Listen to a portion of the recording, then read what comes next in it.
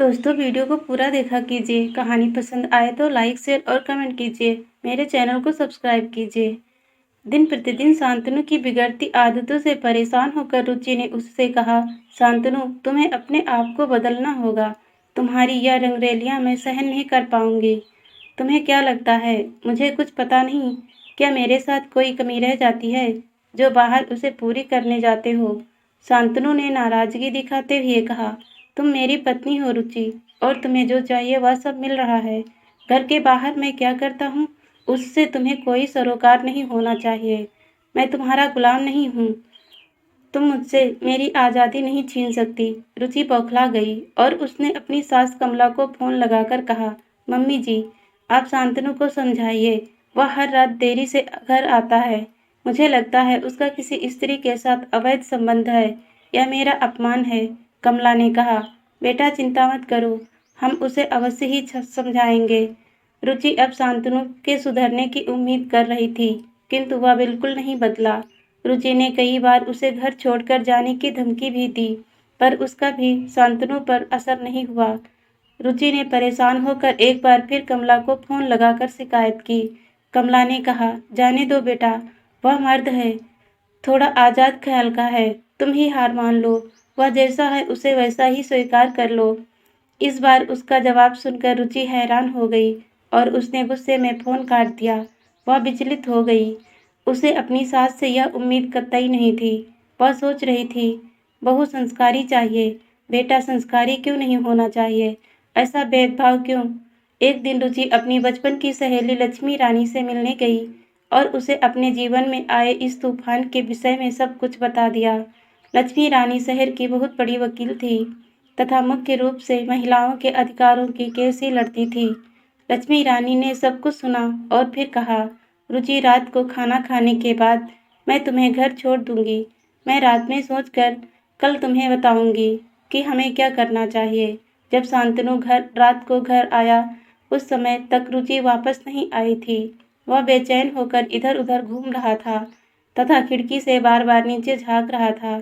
तभी एक बड़ी कार सड़क पर आकर रुकी और उसमें से रुचि निकलकर बाय करते हुए ऊपर आने लगी। कार में और कौन था यह शांतनु नहीं देख पाया।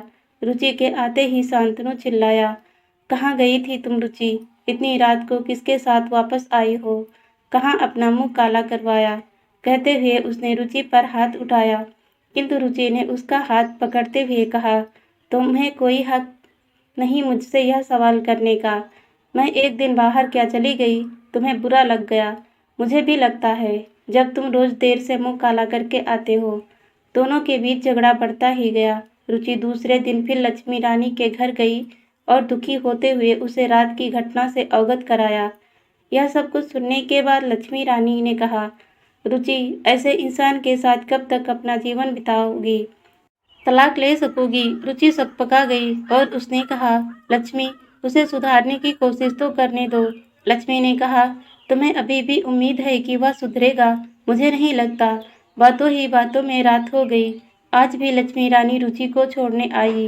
बेचैनी में घूमता शांतनु उसका इंतजार कर रहा था। रुचि के आते ही उसने अपनी माँ को फोन लगाया और अपने मन की सारी भड़ास फोन पर ही निकाल ली। कमला ने सब सुनने के बाद रुचि को फोन लगाकर कहा, रुचि यह क्या कर रही हो तुम? तुम्हें कोई लाज शर्म है या नहीं? 11-12 बजे घर आना किसी अच्छे परिवार की बहू को शोभा देता है क्या? समाज क्या कहेगा? तुम्हें शर्म आनी चाहिए। तुम शांतनु की बराबरी करना चाहती हो। भूलो नहीं तुम एक स्त्री हो और वह मर्द। रुचि गुस्से में तिमिला गई और बिना कुछ कहे ही उसने फोन काट दिया। रुचि और लक्ष्मी तलाक का मुकदमा दायर करें उससे पहले शांतनु ने अपनी पत्नी रुचि के खिलाफ व्यभिचार का मुकदमा दायर कर दिया। लक्ष्मी ने इस झगड़े को अंजाम तक पहुंचाने का निर्णय ले लिया। यह लड़ाई अब लक्ष्मी रानी और रुचि तक सीमित न रहकर हर स्त्री के अधिकारों की लड़ाई बन चुकी थी। एक चरित्रवान लड़की पर चरित्रहीन होने का आरोप लगाना ही अपने आप में बहुत बड़ा पाप था। अब कोर्ट में तर्क वितर्क वादा विवाद का सिलसिला जारी हो गया। लक्ष्मी रानी ने बहस की शुरुआत करते हुए कहा, शांतनु ने अपनी पत्नी पर आवेश में आकर निराधार आरोप लगाया है। इस आरोप को सिद्ध करने के लिए वह अभी तक कोई गवाह अदालत में पेश नहीं कर पाया। उसने यह इल्ज़ाम सत्य जाने बिना ही शक के आधार पर लगाया है। वह शायद यह नहीं जानता कि रुचि की बेगुनाही की सबसे बड़ी गवाह मैं स्वयं हूँ। रुचि मेरी बचपन की सहेली है और अपनी परेशानियाँ लेकर वह हर रात को मेरे पास ही आती थी। हम साथ बैठकर उसके जीवन में आई समस्या का समाधान ढूंढ रहे थे। बातें करते करते रात हो जाती थी और मैं जानबूझकर रात को देर से रुचि को छोड़ने जाती थी ताकि शांतनु को इस बात का एहसास हो कि उसके देर से आने पर रुचि कैसा महसूस करती होगी। जज साहब शांतनु तो हफ्ता भर भी सहन नहीं कर पाया और अदालत में इतना गलत इल्ज़ाम अपनी पत्नी पर लगा दिया। लक्ष्मी रानी ने आगे कहा, हकीकत यह है कि वह स्वयं हर रोज रात को देर से आता है। पुरुष को यह अधिकार किसने दिया कि वह रातों में रंगरेलियां मनाकर पत्नी के पास आए और इस तरह अपनी पत्नी का अपमान करे? कौन सी नारी पति का ऐसा घिनौना व्यवहार सहन करेगी? जब जमाना बदल गया है जज साहब, स्त्री पुरुष के चरणों की धूल नहीं, बराबरी की हकदार है। आज़ादी पुरुष अकेले की धरोहर नहीं। जितनी आज़ादी पुरुष को है, स्त्री भी उतनी ही हकदार है। यह भेदभाव क्यों? यह विचारणीय है जज साहब। विरोधी पक्ष के वकील ने कहा, शर्म, हया, मान सम्मान, पतिव्रता, धर्म और इज्जत स्त्री का गहना है। यदि वही उसके पास नहीं रहा तो उसका पति समाज को क्या मुंह दिखाएगा? ऐसी पत्नी का सम्मान करके कैसे करेगा जज साहब? लक्ष्मी रानी ने कहा, और पुरुष का गहना क्या है? मेरे साथी वकील यह भी स्पष्ट कर दे। उसकी नज़रों में पुरुष का गहना शायद इस तरह की आज़ादी है जो शायद वह खुद भी चाहते हैं। दोनों पक्षों की बहस सुनने के तथा बहुत सोचने के बाद जज ने अपना निर्णय सुनाते हुए कहा, यदि पति अपनी पत्नी को पतिव्रता चाहता है तो उसे भी अपनी पत्नी के प्रति वफादार रहना होगा। यदि वह अपने इस धर्म का पालन नहीं कर सकता तो अपनी पत्नी पर नियंत्रण करने का उसको भी कोई हक नहीं है। स्त्री पुरुष दोनों को समान अधिकार है। वे जैसे चाहे अपना जीवन व्यतीत कर सकते हैं। व्यभिचार का कोई आरोप रुचि पर सिद्ध नहीं होता है। यह अदालत इस मुकदमे को खारिज करती है।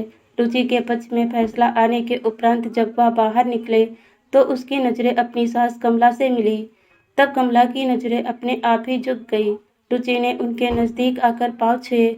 तब कमला ने उसे ऊपर उठाकर माफ़ी मांगते हुए कहा, बेटा, काश मैंने सही वक्त पर शांतनु को समझाया होता। उसकी बातों में न आकर तुम पर विश्वास किया होता तो शायद यह दिन हमारे परिवार को नहीं देखना पड़ता। अच्छा ही हुआ शांतनु को अपनी गलतियों का एहसास तो कराना ही था। शायद वह अब सुधर जाए। लक्ष्मी रानी ने कमला को समझाते हुए कहा, आंटी, अब आपने रुचि को पहचानने में गलती कर दी। वह तो आपके बेटे को सुधारने की कोशिश कर रही थी। खैर, यह लड़ाई अब रुचि की नहीं, यह लड़ाई हमारे समाज की हर नारी के लिए लड़ी जाने वाली लड़ाई है। रुचि तो इस लड़ाई की एकमात्र पात्र है, लेकिन उसकी वजह से समाज को एक अच्छा संदेश मिला है आंटी।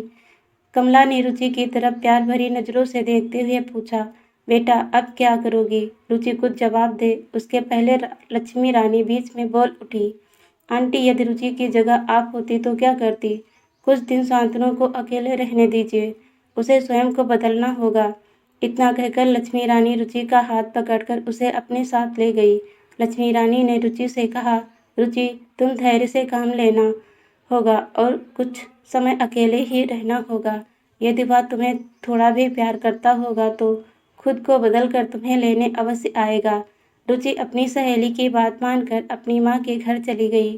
15 दिनों तक रुचि के बिना अकेले रहकर शांतनु हर कदम पर उसकी कमी महसूस करने लगा और सोचने लगा, मजबूर हो गया कि वह जो भी कर रहा था वह कितना गलत था। रुचि के साथ उसने बहुत अन्याय किया है। आखिरकार एक दिन वह रुचि के घर पहुंच ही गया। शांतनु को देखते ही रुचि की धड़कनें तेज हो गई। शांतनु ने घुटनों के बल बैठकर रुचि से कहा, रुचि, मुझे माफ़ कर सकोगी क्या? मेरे साथ अपने घर वापस चलोगी? अपने पति को इंतहा प्यार करने वाली रुचि ने उसका हाथ पकड़ते हुए कहा, मैं जिस दिन का इंतजार कर रही थी शांतनु, वह दिन मेरी जिंदगी में आया है। मेरा पति अब सिर्फ मेरा है। मैं उसका साथ अंतिम सांस तक निभाऊंगी। कहकर दोनों पति पत्नी हाथों में हाथ डाले एक नई राह पर निकल गए।